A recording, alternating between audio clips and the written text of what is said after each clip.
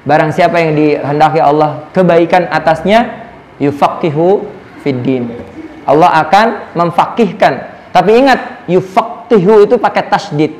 Maka untuk menjadi fakih dalam agama itu harus butuh kesungguhan, hanya perjuangan, butuh pengorbanan, butuh susah payah. Makanya nih Pak, kalau dalam balaghah makanya ada kata alima. Alima itu sudah mengetahui. Tapi kalau ta'allama, belajar, itu ada tasydidnya. Makanya makna sidah. Sidah itu kuat, sungguh-sungguh. Maka untuk belajar itu butuh sungguh-sungguh. Maka dalam Al-Quran juga innama yatadzakkaru ulul albab. Jadi kalau kita ngaji bahasannya berat sedikit udah nggak mau, ya kita nggak termasuk orang yang dapat pelajaran. فَأَمَّا الَّذِينَ آمَنُوا فَيَعْلَمُونَ أَنَّهُ الْحَقُّ مِنْ رَبِّهِمْ. Kalau hidup kita mau sejahtera, ya, sejahtera itu Pak, rangkumannya Pak. Kalau ekonomi berarti cukup ya. Kalau tapi saya bilang tadi, mau nggak Bapak dikasih Alphard tapi ditukar Pak, kakinya pincang, buntung satu, mau Pak? Sejahtera nggak kira-kira ini? Ya, atau misalnya Bapak dikasih rumah baru tapi tiba-tiba stroke karena rumahnya hasil korupsi, atau maaf, makan riba. Kalau kita mau untuk mencapai sebuah kesejahteraan yang hakiki, kebahagiaan yang hakiki, maka terpaculah untuk mendekatkan diri kepada Allah, melakukan sesuatu. Ya, jangan sampai orang, bukankah ada, kemarin saya baru dapat orang tua santri, Ustadz, saya dari dulu mati-matian jungkir balik, nyari dunia, begini-begini saja. Udahlah, sekarang anak saya semua saya wakafkan di jalan Allah, saya pondokkan untuk jadi penghafal Quran. Walaupun mengejar dunia itu juga tidak disalahkan kalau mengejarnya untuk sebuah cita-cita yang tinggi. Nah, ini Bapak Ibu sekalian yang kita bahas, mudah-mudahan ini bermanfaat bagi kita semua ya. Lagi mudah-mudahan kita termasuk orang-orang yang man yuridillahu khairan ya. Barang siapa yang dihendaki Allah kebaikan atasnya, yufaqihu fiddin. Allah akan memfakihkan. Tapi ingat, yufaqihu itu pakai tasydid. Maka untuk menjadi fakih dalam agama itu harus butuh kesungguhan, butuh perjuangan, butuh pengorbanan, butuh susah payah. Di sini sekarang mungkin ada ya acara-acara lain, tapi kita harus berjuang. Di rumah bisa selonjoran sambil ngopi ya, makan gorengan, tapi mengorbankan waktu barang setengah jam sampai 1 jam itu luar biasa. Makanya nih Pak, kalau dalam balaghah makanya ada kata alima. Alima itu sudah mengetahui. Ya, alima ya'lamu, sudah tahu. Tapi kalau ta'allama, belajar, itu ada tasydidnya. Makanya makna sidah. Sidah itu kuat, sungguh-sungguh. Maka untuk belajar itu butuh sungguh-sungguh, nggak ada belajar. Maka dalam Al-Quran juga innama yatadzakkaru ulul albab. Jadi kalau kita ngaji bahasannya berat sedikit udah nggak mau, ya kita nggak termasuk orang yang dapat pelajaran. Karena jaminan dalam Al-Quran, nah ibu-ibu nih, biasanya ibu-ibu yang suka, maaf ya sekali kalau saya agak keras, ibu-ibu itu ngajinya suka nggak mau berpikir keras. Maaf sekali, bukan nggak boleh senandungan, boleh selingan senandungan, salawatan. Tapi kalau ngajinya begitu-begitu doang, nggak ada perubahan. Maka bapak-bapak rugi ngajiin ibu-ibu, modalin, beli seragam segala macam, ngajinya begitu-begitu doang. Bahkan tidak merombak. Makanya akidah itu merombak, jadi yang tadinya penakut jadi berani, yang tadinya pembangkang jadi soleh, yang tadinya lihat sahabat-sahabat deh. Berarti kalau ngajinya nggak perubahan, akidahnya bermasalah. Ya. Makanya ta'allama, balik lagi, ta'allama itu, makanya kalau ta'allama belajar itu dengan tasdid, kalau hasilnya sudah ada hasilnya, nggak ada lagi tasdidnya. Alimu, aliman, seorang alim, ya.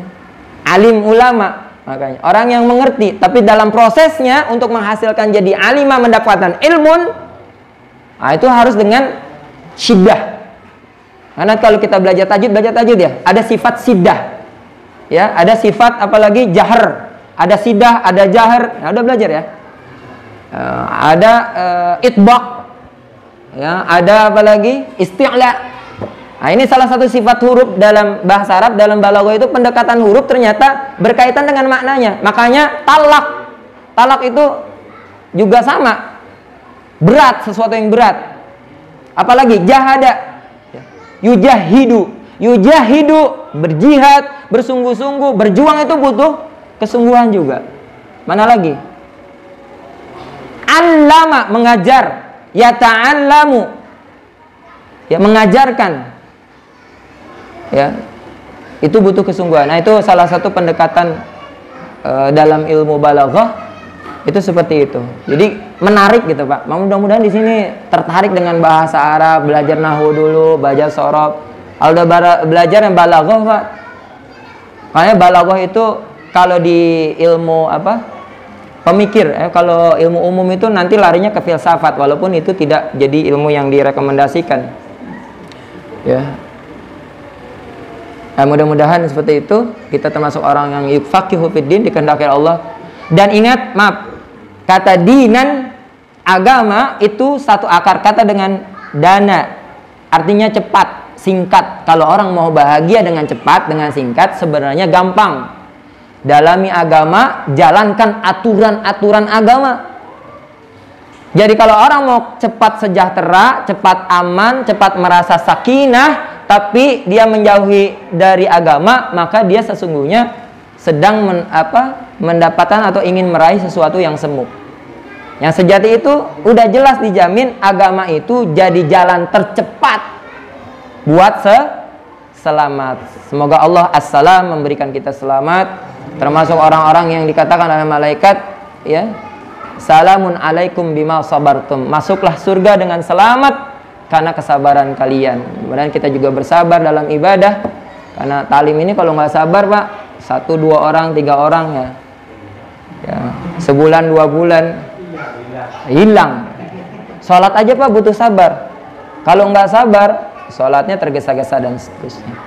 Maka mudah-mudahan juga yang terakhir, kita bisa paling tidak menghadirkan dalam sholat kita, ya. Jadi kajian tauhid ini salah satunya ya terkhusus jalan Asmaul Husna. Kalau udah tahu Allahu Akbar, ingat Allah as-salam, memberi keselamatan, Allah yang adil, ya, Allah yang menggenggam segala sesuatu, Allah yang dengan sifat-sifatnya terkumpul tuh, sibuk memikirkan sifat-sifat Allah, sibuk menerjemahkan ayat-ayat yang kita baca, dan jadi zikrullahnya itu bukan cuma zikir secara asma atau nama-nama Allahnya saja, tapi sudah menghadirkan pikiran bahwa tenang, yang lain nggak akan, semua kecil, Allahu Akbar. Ya. Dibisikin oleh setan begini-begini nih, nanti warung kamu itu pelanggannya, warungnya itu ada yang datang itu. Tenang, Allah yang Ar-Razzaq, penjamin rizki, ya. Jadi menghadirkan pemahaman kita terhadap sifat-sifat Allah sebagai usaha kita menghusukkan diri. Minta waktu sedikit ya. Usaha diri, makanya lihat di surat Al-Baqarah ayat 145, yaitu orang-orang yang khusyuk dalam salatnya, alladzina yadhunnuna annahum mulaqu rabbihim wa annahum ilaihi rajiun. Orang yang mengisafi, menyadari mulaqu rabbihim, bertemu dengan Allah, bertemu Tuhannya, baik itu saat salatnya, saat mi'raj dengan Allah, atau nanti ketika nanti dia bertemu di tas'alun, yang ditanyakan atas segala pertanggungjawabannya, wa annahum ilaihi rajiun, dan mereka merasa sedang kembali kepada Allah dan mengembalikan urusannya. Pak, ingat, ini kan dua modal untuk kita khusyuk. Kalau kita nggak bisa mengembalikan segala sesuatunya kepada Allah, yakin Pak, nggak akan pernah khusyuk itu sholat. Makanya dijamin Al-Quran, merasa sedang menghadap Allah dan mengembalikan diri kita, segala urusan kita kepada Allah. Udah, serahkan semuanya pada Allah. Dibising sama setan soal ide-ide yang baik, Allah yang maha memberikan ide, Allah yang paling memberikan keselamatan, Allah yang memberikan rizki dan seterusnya. Digoda dari ekonomi, itu kerjaan kamu, itu nanti komputernya gini-gini ada. Nah, itu bagian secara eksplisit, cara dan teknis bagaimana kita bisa menghadirkan kehusyuan, kita bisa memahami sifat-sifat Allah dalam sholat kita, ya, maupun dalam kehidupan sehari-hari kelak, ya. Allahu a'lam bishawab. Kita tutup dengan alhamdulillahirabbil alamin. Mungkin kalau ada pertanyaan nanti bisa disusul ba'da Isa, bahwa ketika Rasulullah sedang naik mimbar suruh berdiri, berdiri salat. Nah, jadi salat sunnah yang dilakukan, baik itu salat wudu, ya, salat tahiyatul masjid, atau dia niat memahaminya sebagai salat qabliyah Jumat, maka sah pahala Jumatnya. Nah, ya, lebih dalam lagi kemarin, maka la tatakallama inda khatib khatib indal khutbah. Jadi ketika khatibnya berkhutbah jangan berkata-kata, ya bercakap-cakap. Tapi pengecualiannya menjawab salawat Nabi, Allahumma sholli wa sallim alaih, atau amin, itu boleh. Bahkan ada sebagian pendapat yang kalau misalnya mengisyaratkan dengan isyarat itu boleh. Atau bahkan berkata untuk meringatkan itu boleh, walaupun nggak sebagian besar ya. Karena tadi mana tatakallam itu beda dengan kata berkata atau qala. Jadi ngobrol itu beda, saling berbalas, ngerumpi atau apa, ngobrol. Tadi gimana kerjaan, udah beres. Nah itu batal pahala Jumatnya. Itu. Tapi kalau misalnya sekedar, nah jangan ngobrol. Sekali lagi, ini bukan sebagian atau jumhur ulama, bukan sebagian besar, tapi sebagian kecil. Kalau mau selamat lebih baik tidak, atau isyarat aja. Nah masih boleh. Tapi kalau tidak, lebih baik dengarkan.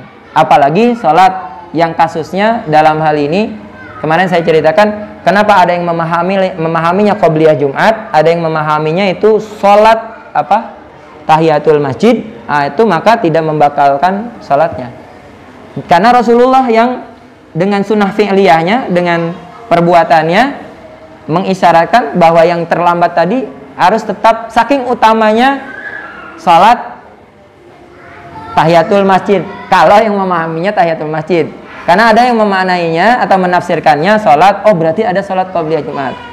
Kalau ditanya kepada pendapat pribadi saya, kayak saya cenderung memahaminya sebagai sholat tahiyatul masjid. Tapi kita tidak boleh menyalahkan orang-orang yang memahami qobliyah masjid, silakan.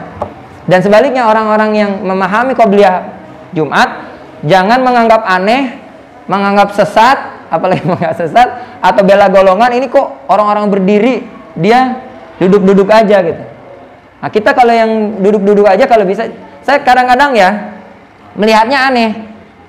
Misalnya dia ingin lebih, menurut pendapat dia ya, menurut dia lebih nyunah, dia menganggap bahwa itu nggak ada sholat qobliyah, tapi adabnya itu loh, duduknya selonjoran, kakinya begini gitu ya. Ada orang sholat, kadang orang sholat kan sujud dekat kaki dia gitu ya. Menjagalah adab-adabnya. Kalau bisa, kalau memang kita memahami yang sholat tahiyatul masjid, isi dengan doa, angkat tangan. Kan itu diantara azan dan iqomah kan, itu waktu mustajab, angkat tangan. Atau tidak, kalau memahami tidak angkat tangan, cukup berdoa ya. Demikian, mudah-mudahan bisa dipahami. Jadi sekali lagi, sholat tahiyatul masjid atau sholat qobliyah Jumat tidak membatalkan pahala maupun khaifiyat sholat Jumat. Sekaligus saya mengumumkan di Pondok Tahfiz sedang membuka program wakaf. Jadi saya ingin memberikan tantangan kepada bapak-bapak sekalian, kalau yang mau menagih janjinya Allah ya dengan program, kita sedang memasang keramik 1 meter itu 80.000. Jadi boleh 1 meter, boleh setengah meter, boleh 1/4 meter, 1 kotak boleh. Kita karena pakai yang ukuran 50 cm. Nah, kalau misalnya 50 cm itu berapa Pak? Ya, kita pakai 1 meternya 80.000. Ya mudah-mudahan mohon doanya dari jamaah sekalian, sekaligus yang merasa tertantang ya, yang ingin mengambil bagian ya, belum bisa menjadi hafiz Quran, mudah-mudahan jadi bagian orang yang mendapatkan pahala para hafiz Quran. Nah itu nanti bisa lewat DKM, Pak Yopi, Pak Agus, Kang Herman dan seterusnya. Termasuk ada yang tetangga yang mungkin ada yang mau menyalurkan zakatnya, infaknya, dan seterusnya. Atau secara lembaga, DKM sendiri. Kalau perorangan kan beda. Nah kalau DKM sendiri ada sisihan dana yang akan dimanfaatkan untuk wakaf.